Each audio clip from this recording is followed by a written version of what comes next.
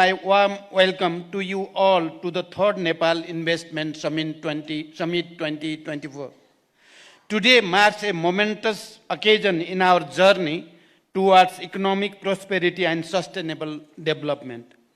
As we gather here, I am filled with profound optimism and confidence that Nepal is emerging as a premier investment destination offering boundless opportunities for global investors.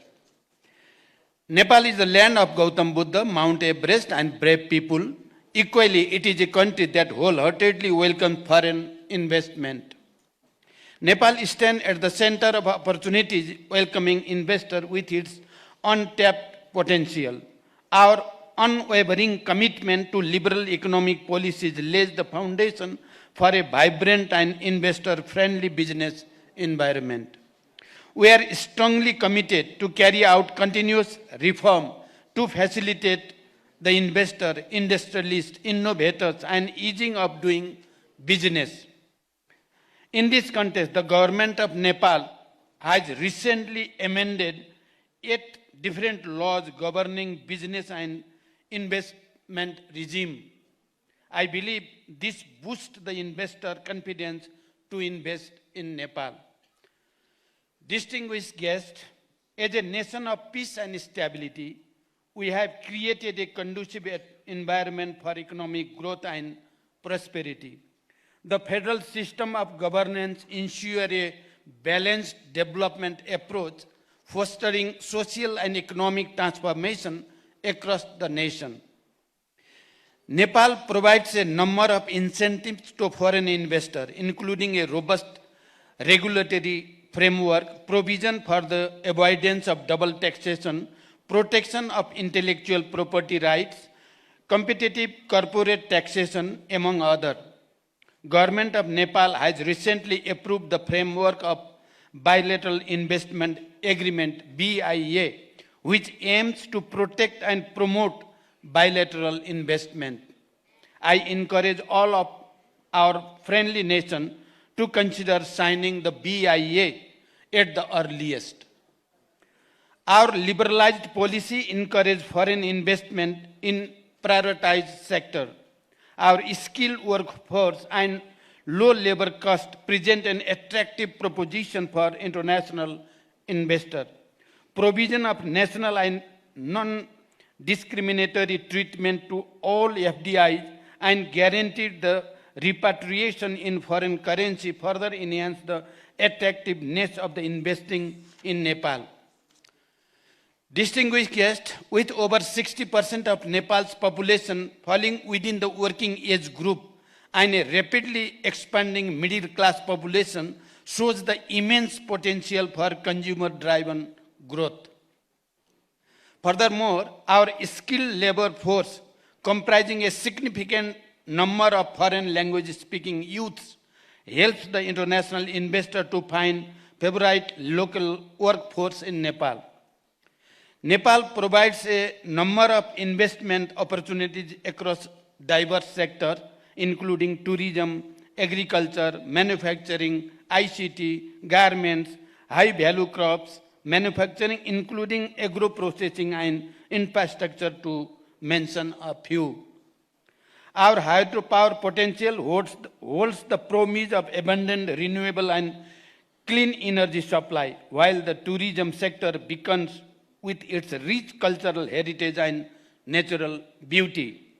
Although Nepal has a huge potential of hydropower generation, only 3,200 megawatt have been harnessed so far, and about 5,568 megawatt large-scale power projects are under construction or in the pipeline with execution through public-private partnership (PPP) modality. This explicitly shows the enormous opportunities to invest in hydropower sector in Nepal. The existing and planned cross-border transmission line with India and China facilitates energy exchange within the region to facilitate the power cooperation Within the region, we have signed power trade agreement with India, MOU for power sector cooperation with China, and MOU for power export with Bangladesh. The tourism industry stands as a significant contributor to the economy, evidenced by the arrival of over 1.2 million international tourists in 2023, marking a notable 17% increase from the previous year. Likewise, the IT sector is experiencing a steady upward trajectory with a remarkable growth rate of around 65% in service export over 2021. Additionally, Nepal presents lucrative opportunities for the export of high-value cash crop, further enhancing its investment appeal and contributing to economic growth. The ready-made garment and Nepali carpet are also the major products being exported to the global market and renowned for their quality, having huge potential for investment. The operation up to special economic zone alongside several others in the development phase throughout the nation underscore our unwavering commitment to fostering economic growth and industrial development.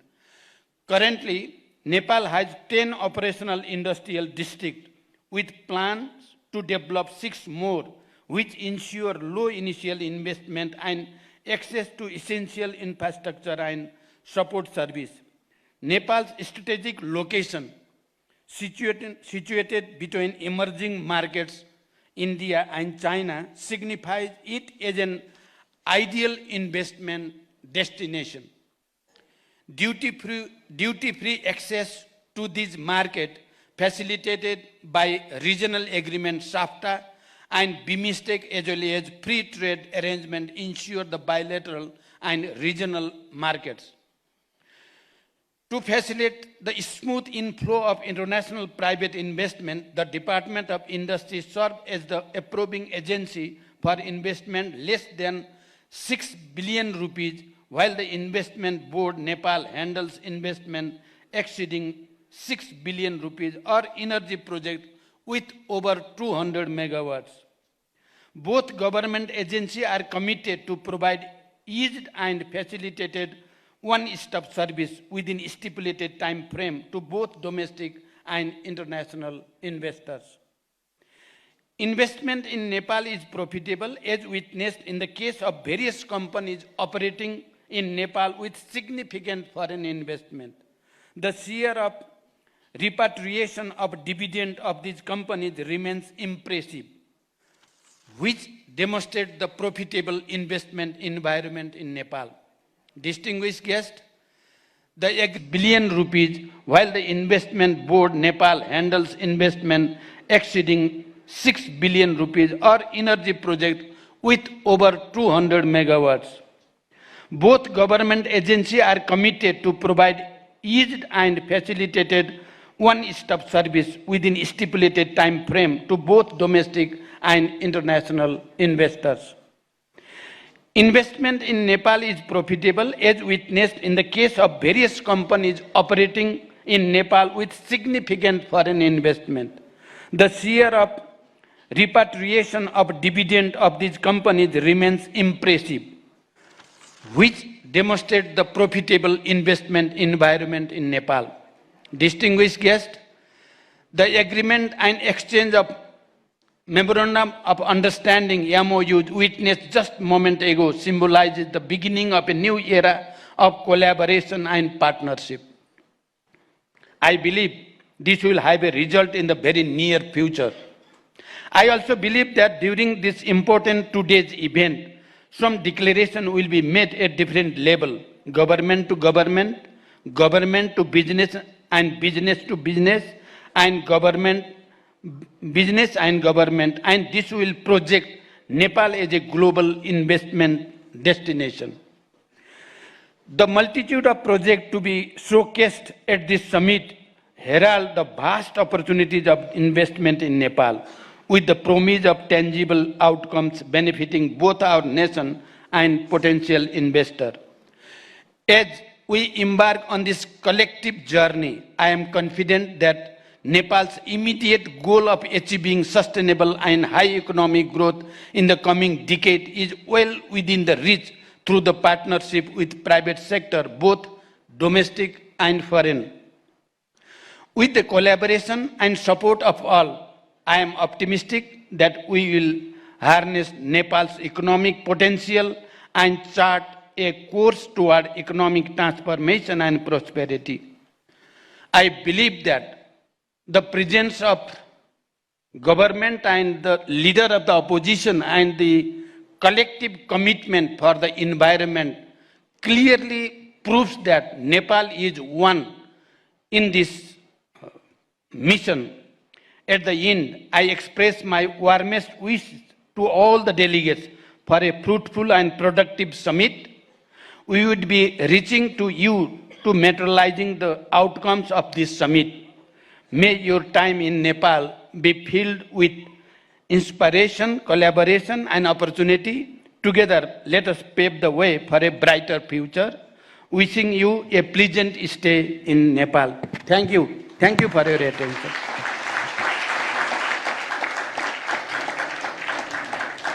Thank you, Right Honourable Prime Minister, for your very optimistic thoughts and great vision. And thank you for gracing us today with your very valuable presence. Excellencies, distinguished ladies and gentlemen, I think I have gained a reputation of being straightforward, and I get a lot of comments and charges on that, especially not being so diplomatic. I think this time I'll keep it, and then I would like to be very straightforward on a lot of, questions and queries that has been raised in this forum. So I just want to make sure a few things here, that the government of Nepal is very much committed and promised. One example is right in front of us, which is just passed ordinance is there. So we understand the problems that you've been facing, and I'm well aware of the experiences that all the investors having, not only the experience and impression as well. We're well aware of the impression and the experience that you all have.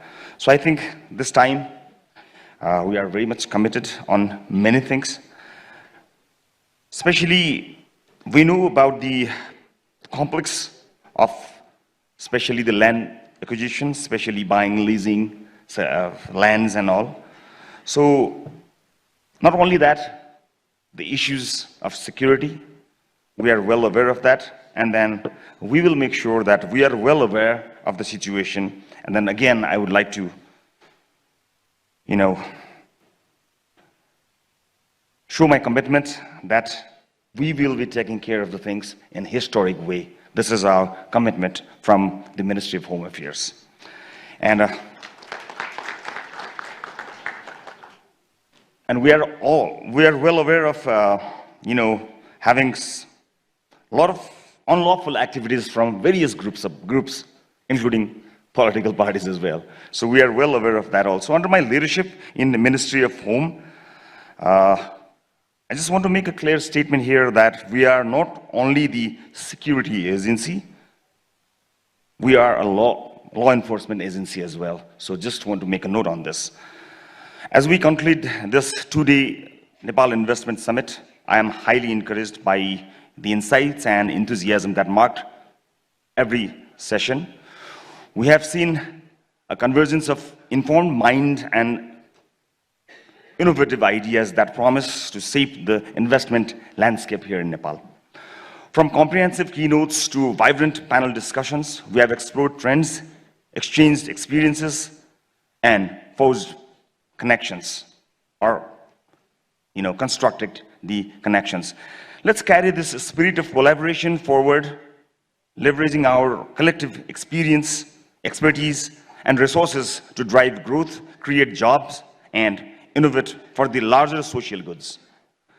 Regarding this session, leveraging the PPP for infrastructures and services, let me make three major points to complement this rich discussion which I've heard so far. First, conceptually, capital formation through infrastructure is an important source of economic growth and essential for development takeoff for countries like ours at with low levels of development. Roads, electricity, and the telecom are not just key inputs to production, but they also have large social externalities. Secondly, the financial deficit is huge in infrastructure. There is an estimate of McKinsey of funding gap of 15 trillion US dollar between global infrastructure needs and spending through 2030, particularly in developing countries. Because public finance is insufficient, we must attract private capital and leverage public-private partnership in urban areas. Financing of infrastructure has to be embedded in an institutional web of good governance. Projects must be vetted, processes must be transparent, and outputs must be subject to public screening or public audit. And thirdly, the scope of nature of infrastructure now needs to build in sustainability as well as resilience. We need to go for green infrastructure, avoid the mistakes of the past, and use the latest know-how. We can save a lot by just scaling best practices, selecting projects, optimizing portfolio, and streamlining delivery. Instead of just building new things, let us also think about how we can get more use out of existing infrastructure by reducing losses, maintaining better, and managing demand smartly. On behalf of the government of Nepal, let me thank all speakers, partners, volunteers, and participants, especially our foreign delegates who travel far and wide to be with us this week. I'm hopeful that many of you will consider investing in Nepal. May the connections made here take us closer towards a safer and more secure future of shared prosperity. Thank you very much. सूचना प्रविधि उद्योगमा लगानी गर्न नेपाली मात्रै होइन विदेशी लगानीकर्ताका लागि पनि नेपाल धेरै हिसाबले उपयुक्त स्थल हो। हामीसँग सूचना प्रविधि उद्योगका लागि अनुकूल भौगोलिक हावापानी त छँदैछ, दक्ष जनशक्तिको उपलब्धताका कारण कम लागतमा आईटी उद्योगहरू सञ्चालन गर्न सकिने प्रचुर सम्भावना रहेको छ। प्रत्येक वर्ष 10,000 भन्दा बढी नेपाली युवा सूचना प्रविधिको क्षेत्रमा थप भइरहेका छन् र अहिले पनि झण्डै 1 लाख युवाहरू सूचना प्रविधि सेवा निर्यात क्षेत्रमा क्रियाशील रहेकाले यहाँ दक्ष जनशक्तिको अभाव छैन। सूचना प्रविधिको क्षेत्रमा लगानी वृद्धि गर्ने गरी आवश्यक नीति, कानुन र पूर्वाधार विकासका लागि सरकार प्रतिबद्ध छ। साइबर स्पेसलाई सुरक्षित र व्यवस्थित गर्ने उद्देश्यले पहिलो पटक साइबर सुरक्षा नीति 2080 जारी गरिएको छ भने राष्ट्रिय साइबर सुरक्षा केन्द्र स्थापना भएको छ। त्यस्तै सूचना प्रविधि तथा साइबर सुरक्षा विधेयक तर्जुमाको काम भइरहेको छ। डिजिटल पूर्वाधारको महत्त्वपूर्ण आधार दूरसञ्चार क्षेत्रलाई समयानुकूल व्यवस्थित गर्न दूरसञ्चार ऐनको पुनरावलोकन गर्ने काम भइरहेको छ। दूरसञ्चार पूर्वाधारको क्षेत्रमा भइरहेको दोहोरो लगानीको अन्त्य गर्न पूर्वाधार सहप्रयोगको नीतिलाई आवश्यक पुनरावलोकन गरी प्रभावकारी कार्यान्वयन गर्न जरुरी भएको छ। दूरसञ्चार क्षेत्रमा 5G लगायत नवीनतम प्रविधि र नवप्रवर्तनलाई प्रोत्साहन गर्ने गरी दूरसञ्चार सेवाको रेडियो फ्रिक्वेन्सी नीति लागू गरिएको छ। सूचना तथा सञ्चार प्रविधि नीति 2072, दूरसञ्चार नीति 2060 र ब्रोडब्यान्ड नीति 2071 लाई पुनरावलोकन गरी एकीकृत नीति तर्जुमा गर्ने कार्य भइरहेको छ। निजी क्षेत्रबाट डाटा सेन्टर सञ्चालन गर्न उपयुक्त वातावरण सिर्जना गर्न कानुन तथा मापदण्डको तत्काल तर्जुमा गरिनेछ। लगानी प्रवर्धन गर्ने गरी अन्य आवश्यक कानुनको तर्जुमा गर्ने काम पनि सम्बन्धित मन्त्रालयहरूबाट भइरहेको छ। तत्कालै पनि यसै लगानी सम्मेलनलाई मध्यनजर गरी केही कानुन अध्यादेश मार्फत संशोधन गरिएको छ। नेपालमा बढ्दै गइरहेको सूचना प्रविधि सम्बन्धी सेवा निर्यातलाई प्रवर्धन गर्न सूचना प्रविधि उद्योग र स्टार्टअपहरूलाई एकै थलोबाट सञ्चालन गर्ने गरी आवश्यक पूर्वाधारको अभाव रहेकाले चाँडोभन्दा चाँडो आईटी हबको विकास गर्न जरुरी छ। यसबाट देशभित्र र बाहिरका लगानीकर्ताको पुँजी तथा सूचना प्रविधि क्षेत्रका दक्ष जनशक्तिको ज्ञान, सिप र श्रमको एकीकृत परिचालन गर्ने वातावरण बन्नेछ भन्ने हाम्रो विश्वास छ। सूचना प्रविधि उद्योगको प्रवर्धनका लागि देशभित्र र बाहिरका साना ठुला सबै लगानीकर्तासँग सहकार्य गर्न सरकार तयार छ।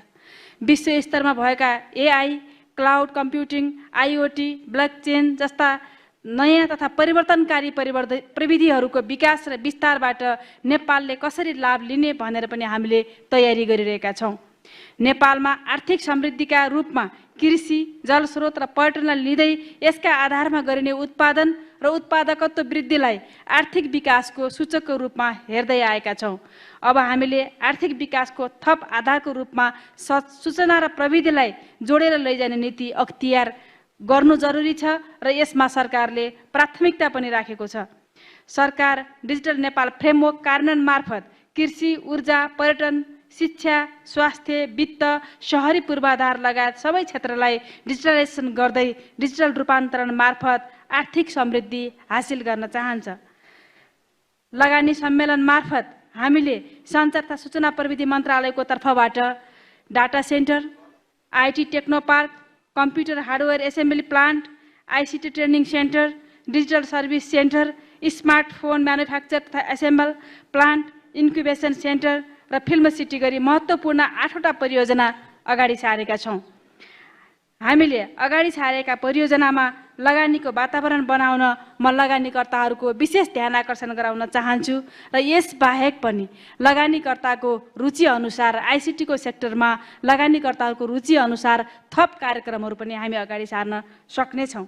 I would like to thank the Government of Nepal, Investment Board of Nepal, and the organizing team for inviting me to this investment summit and giving me the opportunity to grasp this concluding session. On behalf of the CPNUML and my own, I would like to extend my greetings to all of you participating in this investment summit. Particularly, I appreciate the presence of foreign delegates with your high interest in Nepal's quest for development through the promotion of private investment. We are encouraged by your participation and willingness to contribute to Nepal's development process through investment. Transfer of technology and imparting efficient management practices of businesses. Investment summits, occasionally hosted by Nepal, have been a platform to reinforce the solidarity of all political parties and development stakeholders collectively towards growth and development agenda of the country. This summit is one further step in that direction. In 2019, when we hosted the second Nepal Investment Summit under my leadership as the Prime Minister of the country, our broader aim was to enhance private investment, both domestic and foreign, and bridge the capital and technology gaps for achieving the common vision of prosperous Nepal and happy Nepali. I am pleased to observe that the present government has continued this legacy with new theme of emerging Nepal, including that Nepal is emerging as a new investment destination.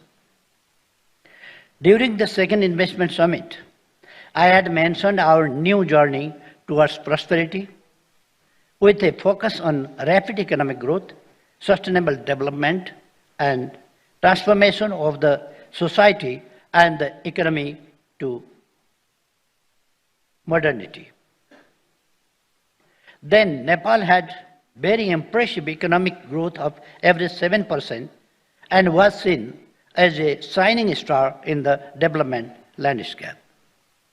However, like elsewhere in the world, our growth momentum stalled with outburst of COVID-19, and we are still struggling to fully recover from the pandemic.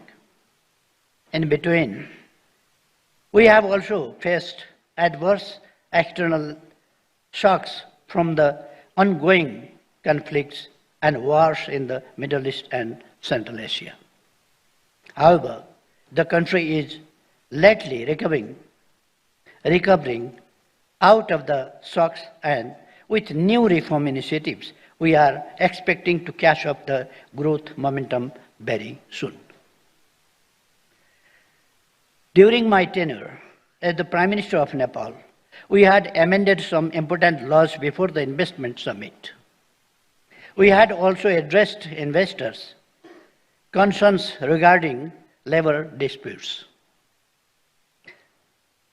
I thank Right Honourable Prime Minister for recently amending the laws related to investment and easing out of ecosystem for doing business. My party, CPI-UML, firmly stands with the government to implement them effectively in order to create more conducive environment for all who have already invested or are exploring opportunities to invest in Nepal. With a smooth transition from unitary to federal structure of governance, Nepal is now ready to take off its journey to rapid economic development and achieve prosperity in the shortest possible time span. The immediate objective of our journey is to create a strong foundation for high, broad-based and sustainable growth while engaging our youth bulge of productive ventures, creating jobs and ending absolute poverty. Its realization would only be possible with a strong support from our development partners and private investors. This government has a clear vision, steadfast commitment, and result-oriented action plan to achieve its overarching goal of graduating from LDC status by 2030, achieving sustainable development goals, becoming a middle-income country by 2030, and realizing our aspiration for prosperous Nepal, happy Nepali.